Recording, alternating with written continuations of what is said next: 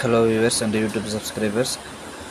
இப்போ நம்ம இன்றைக்கி என்ன பார்க்க போகிறோம் அப்படின்னா, உங்களுக்கு வந்து ஹெச்பி லேப்டாப்பில் 255 GB மாடலு. ஸோ இது என்னென்னா 15 சீரீஸு. ஸோ இது என்னென்னா நமக்கு வந்து கஸ்டமர் கொடுத்தது என்னென்னா ஆன் ஆகலை அப்படிங்கிற மாதிரி கொடுத்துருக்காங்க. நீங்கள் பார்த்தீங்கன்னா ஹெச்பியில் வந்து லைட்டு வந்து உங்களுக்கு வந்து அடாப்டரை கனெக்ட் பண்ணோன்னே வந்து உங்களுக்கு வந்து அடாப்டரில் கனெக்ட் பண்ணோன்னே வோல்டேஜ் வந்து ப்ராப்பராக ஸ்டாண்ட் பை இருந்தது அப்படின்னா உங்களுக்கு வந்து இந்த லைட்டு வந்து க்ளூ ஆக ஆரம்பிச்சிடும். ஸோ இது வந்து ப்ராப்ளம் வந்து கொஞ்சம் மேஜராக தான் இருக்குது. நான் என்னென்னு பார்த்துட்டு உங்களுக்கு சொல்கிறேன் ஃப்ரெண்ட்ஸ். இப்போ நீங்கள் பார்த்தீங்கன்னா உங்களுக்கு ஆம்பியர் இவ்வளோ தான் கன்சியூம் பண்ணுது.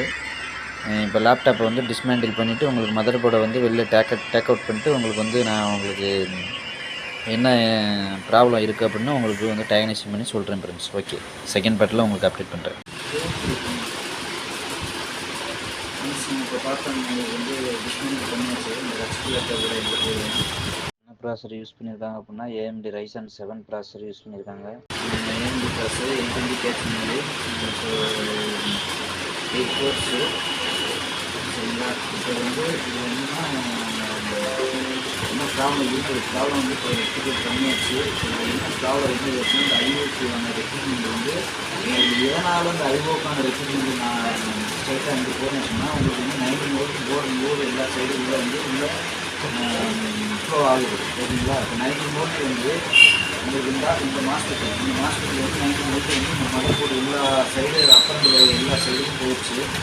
இந்த ஆல் அப்பருக்கும் வந்து டிஸ்ட்ரிக்ட் ஆகிடுச்சு வோல்டேஜ். பட் உங்களுக்கு வந்து என்ன வோல்டேஜ் போகாமல் இருக்கிறதுனால நமக்கு வந்து இந்த 6 நிற்கணும். 19 வோல்ட் உள்ள வந்து ஸ்பெக்டப் ஆகிடுச்சு.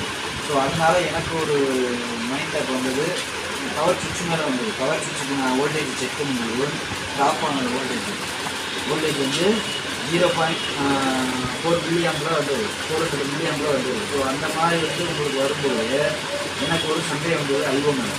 ஸோ இது பவர் சுவிட்சுக்கு தான் நமக்கு ஐஓவோட சப்ளை கரெக்டாக இருந்தால் மட்டும்தான் பவர் சுவிட்சுக்கான வோல்டேஜ் வந்து ஐஓ வந்து சரியாக அனுப்பும். இப்போ வந்து ஐஓவோட ரெக்ரூட்மெண்ட்டில் ஏதோ ஒரு இன்ட்ரப்ட் நடந்ததுனால உங்களுக்கு வந்து இந்த பவர் பட்டனோட வோல்டேஜ் வந்து ட்ராப் ஆகுது. ஸோ நான் அப்படி வரும்போது செக் பண்ணும்போது இந்த ஐஓவோட ரெக்ரூட்மெண்ட் செக் பண்ணும்போது ஸ்டெப் பை ஸ்டெப்பாக செக் பண்ணும்போது இதோட சப்ளை வோல்டேஜில் வந்து ஒரு 200 மில்லியாம்பில் வந்து உங்களுக்கு வந்து ட்ராப் ஆகும். அது எதனால் ட்ராப் ஆகுது அப்படின்னா உங்களுக்கு வந்து இந்த இடத்துல வந்து அதாவது 0 ஓம்ஸ் ரெசிஸ்டர் இங்கே பார்த்தீங்கன்னா தெரியும். இந்த ஸ்கிமேட்டிக்கில் பார்க்கும்போது R222 இந்த ரெசிஸ்டர் வந்து ஷார்ட் சம்பர் பண்ணியிருக்காங்க. இந்த 3 வோல்ட்டை வந்து ஷார்ட் சம்பர் பண்ணியிருக்காங்க. ஷார்ட் சம்பர் பண்ணும்பொழுது இந்த லேயர் வந்து கரண்ட் அதிகமாக, அதாவது இந்த லேயரில் வந்து கரண்ட் வந்து ட்ராப் ஆகும்போது உங்களுக்கு வந்து இந்த ஐஓன ரெக்ரூட்மெண்ட் வோல்டேஜ் வந்து இன்டரப்ட் ஆகுது. ஸோ அதனால் உங்களுக்கு வந்து இந்த ட்ராக்கை கட் பண்ணிட்டு உங்களுக்கு 0 ஓம் ரெசிஸ்டர் வந்து நான் ப்ளேஸ் பண்ணிட்டேன். இப்போ வந்து 0 ஓம்ஸ் ரெசிஸ்டர் ப்ளேஸ் பண்ணோன்னே ஐஓட ரெக்ரூட்மெண்ட் வந்து ப்ராப்பராக உள்ள ஸ்ப்ரெட் அப் ஆகும். உங்களுக்கு வந்து பவர் பட்டனுக்கு வந்து 3.3 வோல்ட் ஸ்டேபிளாக நிற்கிது. ஓகேங்களா? இப்போ நம்ம அதே மாதிரி இன்னும் பார்க்கும்போது இங்கே நம்ம அடாப்டரை கனெக்ட் பண்ணும்போது லைட் வந்து இன்டரப்ட் ஆனது, லைட் வந்து எரியலை, லைட் வந்து ப்ளூ ஆகலை. ஸோ வந்து இப்போ நம்ம இப்போ செக் பண்ணும்போது இப்போ ப்ராப்ளத்தெல்லாம் ரெக்டிஃபை பண்ணியாச்சு. இப்போ நம்ம ஆன் பண்ண டிசியை இன்ஜெக்ட் பண்ணும்போது உங்களுக்கு வந்து ப்ராப்பராக அந்த லைட் வந்து ப்ளூ ஆகும், எந்த ஒரு இன்ட்ரப்ட் இல்லாமல் ப்ளூ ஆகும். ஸோ அந்த மாதிரி வந்து ப்ராப்ளத்தை வந்து கரெக்டாக டயக்னோசிஸ் பண்ணாமல் ஈஸியாக ட்ரபிள் ஷூட் பண்ணிடலாம். சப்ஸ்கிரைப் பண்ணுங்கள், ஷேர் பண்ணுங்கள். இப்போ வாங்க நம்ம போர்டு ஆன் ஆகிடுச்சு. இங்கே பார்த்தீங்கன்னா டிசி பவர் சப்ளை பார்த்தீங்கன்னா உங்களுக்கு வந்து ஆம்பியர் வந்து கன்சம்ஷன் இருந்துச்சு.